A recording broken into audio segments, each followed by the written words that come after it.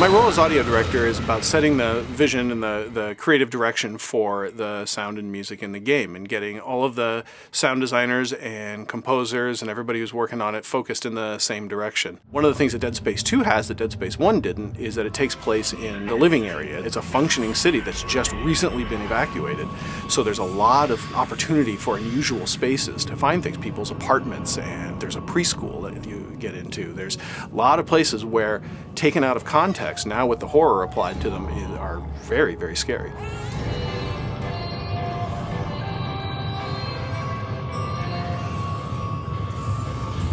There's a great sound in the game that appears really only briefly in one location, but I think it really says a lot about the game. You're in the inner workings of this big sprawl space station, and you come to the area where they're filtering the air, and it's done with these huge bags that are billowing in and out. And we needed a sound for this, and we really wanted it to sound sick. This infection is taking over the area. So one of the sound designers happened to have a really bad cold, so we locked him in a room and recorded him for a couple of hours just wheezing into a microphone, and then layered all of that up, added some mechanical sounds to it, and that's the sound of the sprawl breathing bag getting sicker and sicker.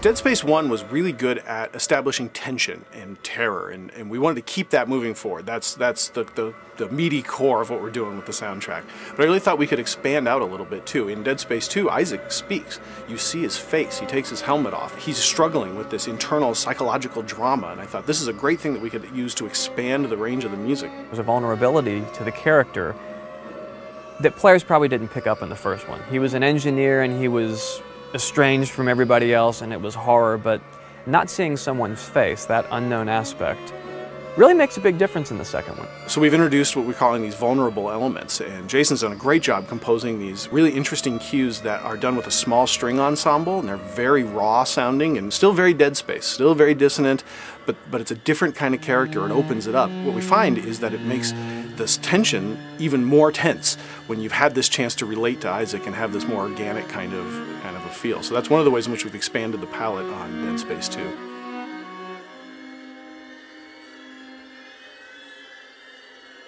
It's funny because Dead Space, the game, you play it, the score is this really dark experience, especially even if you listen to it in the soundtrack, especially if you play it in the game. But the sessions are actually a lot of fun.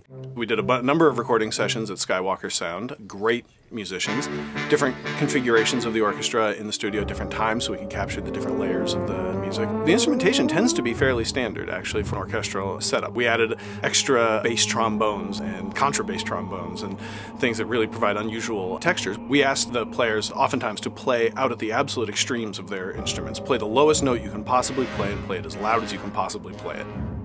Banging on things with sticks, playing their horns in ways that just makes every wrong sound that a musician was trained not to do. And at first they were resistant. At first they said, well, that's not going to sound good. I can't make that sound right. And the instruction was over and over, yes, that's what we want. We don't want it to sound right. We want it to sound different. This is going to be very surprising when the player hears this. And oftentimes we'll record entire cues that are nothing but unusual techniques. There's no piece of music there that the player can see. And in any other game, it would sound completely wrong. But in Dead Space, completely wrong equals completely right.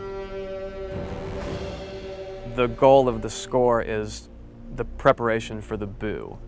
You know, whatever the boo is. I mean, if I do my job right, if you get up to this corner that you're scared to walk down, a giant fluffy bunny rabbit could jump out and it would still scare you to death.